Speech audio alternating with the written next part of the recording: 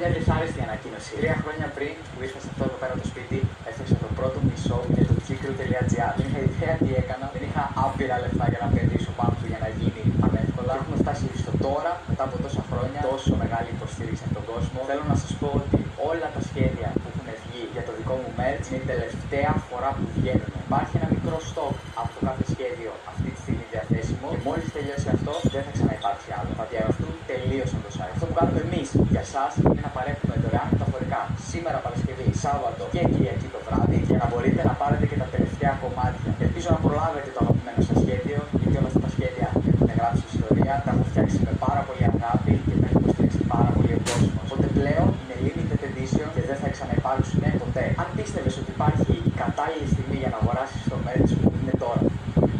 Κάτω από το κρεβάτι του παιδιού. Ξεκινάς με το να σώσεις το πρώτο παιδί, δέρνοντας αυτούς τους λύκους που το προστατεύουν. Ανοίγεις την πόρτα και έπειτα κατεβαίνεις στο πρώτο παιδί. Και εδώ είναι το μυστήριο. Που είναι ένας δεινόσαυρος, το κρατάει εδώ, γι' αυτό και λέγεται Dino Key. Το κλικάρεις και το μετακινεί αριστερά. Και όταν το κάνεις αυτό, υπάρχει το κόκκινο βιβλίο που ξεχωρίζει από τα υπόλοιπα. Το κλικάρεις, κουνιέται και έτσι ανοίγει η μυστική είσοδος κάτω από το κρεβάτι. Εδώ που είχε κρύψει η Polaroid ο Τάραδος. Και έτσι έχεις τη μυστική φωτογραφία του παιδιού με τον πατέρα του. Ο Τάραδος δεν ήθελε να μάθει ποτέ ποιος είναι όντως ο πατέρας του. Subscribe για να σου μάθω κι άλλα μυστικά. Μία του δάκο, μπαμπαμ με την πρώτη. Μπαμπαμ.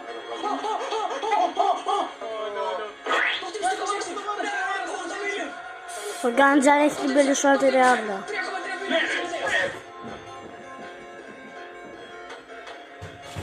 Αυτό είναι ένα καταραμένο όχημα που κοστίζει $1. Έχει απλά 2 γυναικεία χέρια στις άκρες του. Και αν τρακάρω θα αναβαθμιστώ σε ένα όχημα που κάνει $1.000.000. Αυτό έχει πολύ μεγαλύτερα γυναικεία χέρια πάνω στη μηχανή και αυτό του δίνουν ένα μικρό boost. Όχι, δεν μ' αρέσει. Θέλω πιο καταραμένο όχημα. Κάτσε να τρακάρω εδώ πέρα και...